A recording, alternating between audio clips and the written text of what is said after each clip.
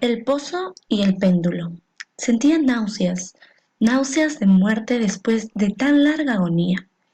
Y cuando por fin me desataron y me permitieron sentarme, comprendí que mis sentidos me abandonaban. La sentencia, la atroz sentencia de muerte, fue el último sonido reconocible que registraron mis oídos. Después, el murmullo de las voces de los inquisidores pareció fundirse en un soñoliento zumbido indeterminado, que trajo a mi mente la ira de la revolución, tal vez porque imaginativamente lo confundía con el ronroneo de una rueda de molino. Esto duró muy poco, pues de pronto cesé de oír, pero al mismo tiempo pude ver, aunque con qué terrible exageración, vi los labios de los jueces togados de negro. Me parecieron blancos, más blancos que la hoja sobre la cual trazo estas palabras, y finos hasta lo grotesco, finos por la intensidad de su expresión de firmeza, de inmutable resolución, de absoluto desprecio hacia la tortura humana. Vi que los decretos de lo que para mí era el destino brotaban todavía de aquellos labios. Los vi torcerse mientras pronunciaban una frase letal. Los vi formar las sílabas de mi nombre y me estremecí, porque ningún sonido llegaba hasta mí. Y en aquellos momentos de horror delirante vi también oscilar imperceptible y suavemente las negras colgaduras que ocultaban los muros de la estancia. Entonces mi visión recayó en las 7 altas bujías de la mesa. Al principio me parecieron símbolos de caridad, como blancos y esbeltos ángeles que me salvarían, pero entonces, bruscamente, una espantosa náusea invadió mi espíritu y sentó que todas mis fibras se estremecían como si hubiera tocado los hilos de una batería galvánica, mientras las formas angelicales se convertían en güeros espectros de cabezas llameantes, y comprendí que ninguna ayuda me vendría de ellos. Como una profunda nota musical penetró en mi fantasía la noción de que la tumba debía ser el lugar del más dulce descanso. El pensamiento vino poco a poco y sigiloso, de modo que pasó un tiempo antes de poder apreciarlo plenamente. Pero, en el momento en que mi espíritu llegaba por fin a abrigarlo, la figura de los jueces se desvanecieron como arte de magia. Las altas bujías se hundieron en la nada, mientras sus llamas desaparecían y me envolvió la más negra de las tinieblas. Todas mis sensaciones fueron tragadas por el torbellino de una caída en profundidad, como la del alma en el Hades. Y luego el universo no fue más que silencio, calma y noche. Me había desmayado, pero no pude afirmar que hubiera perdido completamente la conciencia. No trataré de definir lo que me quedaba de ella, y menos describirla. Pero no la había perdido por completo. En el más profundo sopor, en el delirio, en el desmayo, hasta la muerte, hasta la misma tumba. No todo se pierde. Oh bien, no existe la inmortalidad para el hombre. Cuando surgimos del más profundo de los sopores, rompemos la tela sutil de algún sueño. Y, sin embargo, un poco más tarde, tan frágil puede haber sido aquella tela, no nos acordamos de haber soñado. Cuando volvemos a la vida después de un desmayo, pasamos por dos momentos. Primero, el del sentimiento de la existencia mental o espiritual. Segundo, el de la existencia física. Es probable que si al llegar al segundo momento pudiéramos recordar las impresiones del primero, éstas contendrían multitud de recuerdos, del abismo que se abre más atrás. ¿Y ese abismo qué es? ¿Cómo por lo menos distinguir sus sombras de la tumba?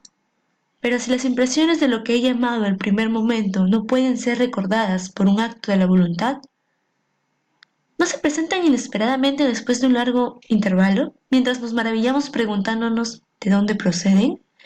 Aquel que nunca se ha desmayado no descubrirá extraños palacios y caras fantásticamente familiares en las brasas del carbón. No contemplará, flotando en el aire, las melancólicas visiones que la mayoría no es capaz de ver. No meditará mientras respira el perfume de una nueva flor. No sentirá exaltar su mente ante el sentido de una cadencia musical que jamás había llamado antes su atención. Entre frecuentes y reflexivos esfuerzos para recordar, entre acendradas luchas para apresar algún vestigio de ese estado de aparente aniquilación en el cual se había hundido mi alma, ha habido momentos en el que he vislumbrado el triunfo, breves, brevísimos periodos en que pude evocar recuerdos que a la luz de mi lucidez posterior solo podían referirse a aquel momento de aparente inconsciencia. Esas sombras de recuerdo me muestran borrosamente altas siluetas que me alzaron y me llevaron en silencio, descendiendo, descendiendo, siempre descendiendo, hasta que un horrible marco me oprimió a la sola idea de lo interminable de ese descenso. También evocan el vago error que sentía mi corazón, precisamente a causa de la monstruosa calma que me invadía. Viene luego una sensación de súbita inmovilidad que invade todas las cosas como si aquellos que me llevaban, atroz cortejo, hubieran superado en su descenso los límites de lo limitado y descansaran de la fatiga de su tarea. Después de esto viene la mente como un desabrimiento y humedad, y luego todo es locura, la locura de un recuerdo que se afana entre cosas prohibidas. Súbitamente el movimiento y el sonido ganaron otra vez mi espíritu, el tumultuoso movimiento de mi corazón y en mis oídos el sonido de su latir. Sucedió una pausa en el que todo era confuso, otra vez sonido, movimiento y tacto, una sensación de hormigueo en todo mi cuerpo y luego la mera conciencia de existir sin pensamiento, algo que duró largo tiempo. De pronto, bruscamente, el pensamiento, un espanto estremecedor y el esfuerzo más intenso por comprender mi verdadera situación. A esto sucedió un profundo deseo de recaer en la insensibilidad, otra vez un violento revivir del espíritu y un esfuerzo por moverme, hasta conseguirlo. Y entonces el recuerdo vivió del proceso, los jueces, las colgaduras negras, la sentencia, la náusea, el desmayo, y total olvido de lo que siguió, de todos los tiempos posteriores y un obstinado esfuerzo me han permitido vagamente recordar. Hasta ese momento no había abierto los ojos, sentí que yacía de espaldas y que no estaba atado. Alargué la mano, que cayó pesadamente sobre algo húmedo y duro. La dejé allí algún tiempo, mientras trataba de imaginarme dónde me hallaba y qué era de mí. Ansiaba abrir los ojos, pero no me atrevía, porque me espantaba esa primera mirada a los objetos que me rodeaban. No es que tenía contemplar cosas horribles, pero me horrorizaba la posibilidad de que no hubiese nada que ver. Por fin, lleno de atroz angustia en mi corazón, abrí de golpe los ojos, y mis peores suposiciones se confirmaron. Me rodeaba la tiniebla de una noche eterna. Luché por respirar. Lo intenso de aquella oscuridad parecía oprimirme y sofocarme. La atmósfera era de una intolerante pesadez. Me quedé inmóvil, esforzándome por razonar. Evoqué el proceso de la Inquisición, buscando deducir mi verdadera situación a partir de ese punto. La sentencia había sido pronunciada. Tenía la impresión de que desde entonces había transcurrido largo tiempo, pero ni siquiera por un momento me consideré verdaderamente muerto. Semejante suposición, no obstante lo que leemos en los relatos ficticios, es por completo incompatible con la verdadera existencia, pero ¿dónde y en qué situación me encontraba? Sabía que, por lo regular, los condenados morirían en un auto de fe, y uno de estos acababa de realizarse la misma noche de mi proceso.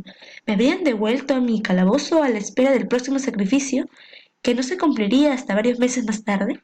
Al punto vi que era imposible. En aquel momento había una demanda inmediata de víctimas. Y, además, mi calabozo, como todas las celdas de los condenados en Toledo, tenía piso de piedra y la luz no había sido completamente suprimida. Una horrible idea hizo que la sangre se agolpara a torrentes en mi corazón y por un breve instante recaí en la insensibilidad. Cuando me repuse, temblando convulsivamente, me levanté y tendí desatinadamente los brazos en todas direcciones. No sentí nada, pero me atreví a dar un solo paso, por temor de que no lo impidieran las paredes de una tumba. Brotaba el sudor por todos mis poros y tenía la frente empapada de gotas heladas, pero la agonía de la incertidumbre terminó por volverse intolerable, y cautelosamente me volví adelante, con los brazos tendidos, desorbitados, los ojos en el deseo de captar el más débil rayo de luz. Anduve así unos cuantos pasos, pero todo seguía siendo tiniebla y vacío. Respiré con mayor libertad. Por lo menos parecía evidente que mi destino no era el más espantoso de todos. Pero entonces, mientras seguía avanzando cautelosamente, resonaron en mi recuerdo los mil vagos rumores de las cosas horribles que ocurrían en Toledo.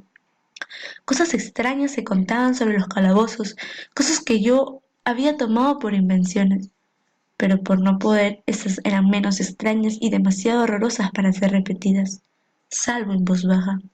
¿Me dejaría morir de hambre en este subterráneo mundo de tiniebla o quizás me aguardaba un destino todavía peor? Demasiado conocía yo el carácter de mis jueces para dudar de que el resultado sería la muerte, y una muerte mucho más amarga que lo habitual. Todo lo que me preocupaba y me enloquecía era el modo y la hora de esa muerte. Mis manos extendidas tocaron por fin un obstáculo sólido. Era un muro, probablemente de piedra, sumamente liso, viscoso y frío. Me puse a seguirlo, avanzando con toda la desconfianza que antiguos relatos me habían inspirado. Pero esto no me daba oportunidad de asegurarme de las dimensiones del calabozo, ya que daría toda la vuelta y retornaría al lugar de partida sin advertirlo. Hasta tal punto era uniforme y lisa la pared. Busqué, pues, el cuchillo que llevaba conmigo cuando me condujeron a las cámaras inquisitoriales. Había desaparecido, y en lugar de mis ropas tenía puesto un sayo de Buda estamella. Había pensado hundir la hoja en alguna juntura de la menospeteria, a fin de identificar mi punto de partida, pero de todos modos la dificultad carecía de importancia. Aunque en el desorden de mi mente me pareció insuperable en el primer momento. Arranqué un pedazo del ruedo del sayo y le puse bien extendido y en ángulo recto con respecto al muro. Luego de tentar toda la vuelta de mi celda, no dejaría de encontrar el jirón al contemplar el circuito.